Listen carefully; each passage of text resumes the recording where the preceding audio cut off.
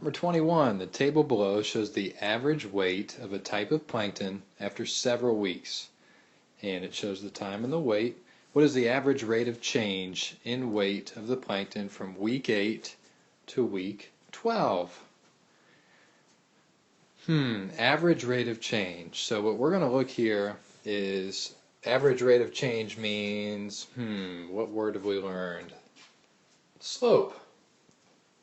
So all we need to do is to calculate the slope from week 8 to week 12. So I'm going to look up here at my table, and I see week 8, and I see week 12, and those are the only two, I'm going to make them ordered pairs, that matter to me. And time is always going to be our x-axis, almost always. And here weight is going to be our y-axis, because that's what we're trying to measure. And we have 8, 0.04 and 12, 0.49. So those are my two ordered pairs. So that's my x1, my first x, that's my second x, that's my y1, and my second y, or my y2. Now I'm going to use the formula y2 minus y1 over x2 minus x1, and I'm just going to plug in those numbers. So I have y2 is 0.49 minus my y1, which is 0.04, over, we have x2 is 12, so my second x is 12, so 12 minus 8, and then I'm just going to subtract those. I get 0.45 over 4. You can just use your calculator at this point, but I see right away that I'm finding how much it is per week, and I know that bottom number, my x, stands for the number of weeks, and I know my y is on top, and it stands for the weight in ounces. So we have 0.45 ounces per week, so you could either just divide those, or without a calculator just divide both numbers by 4, and that'll make my weeks 1. So again, 0.45 divided by 4, and that should give you 0.1125 ounces per 1 week, which is answer choice D. Alright, number 22. Dennis compared the y-intercept of the graph of the function f of x equals 3x plus 5 to the y-intercept of the graph of the linear function that includes the points in the table below. What is the difference, there's a key word, when the y-intercept of f of x is subtracted from the y-intercept of g of x?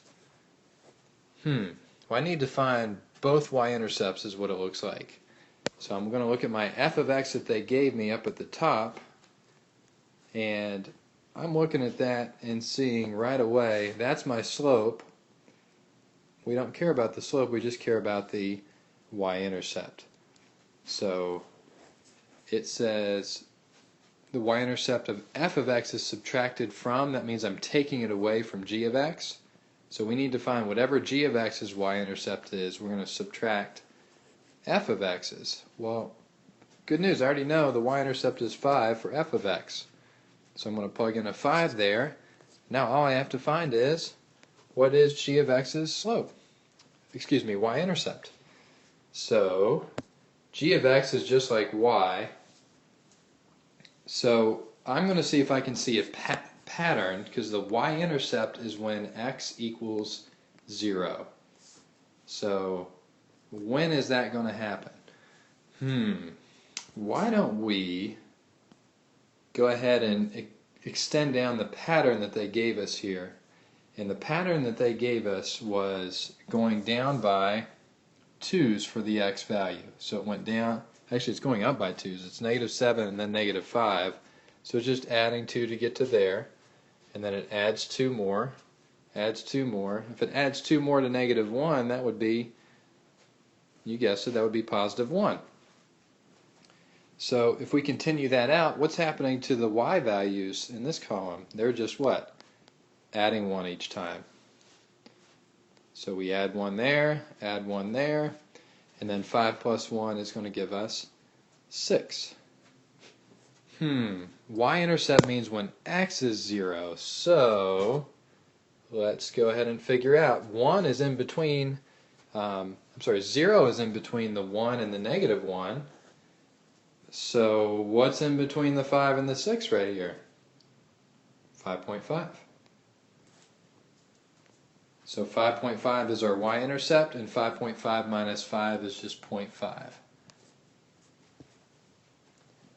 That's the easiest way that I know to solve this problem.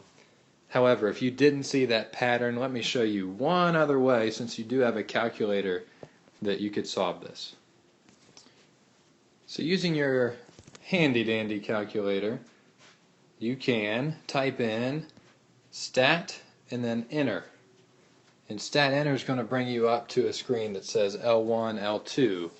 Well, your X's are your L1s and your Y's are going to be your L2s.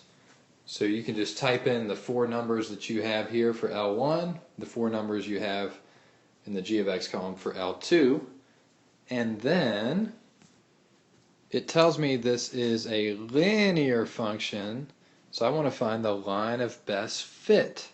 If I find the line of best fit equation, it will tell me the y-intercept of that g of x equation.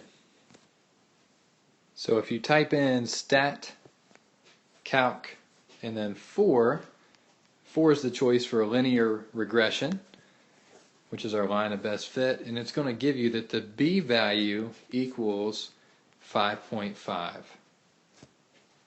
We don't care about the a is the slope, but the b value gives you 5.5. So you have what you need now. You know that the g of x is 5.5. So we just, again, we plug in the 5.5, we still subtract the 5 from the f of x y-intercept, and we still get the answer of 0.5. So it doesn't matter what way you go about it. Hopefully you can see that shortcut I told you about looking for the pattern, but if you don't, you can resort to your calculator to find the y-intercept. Thanks for watching.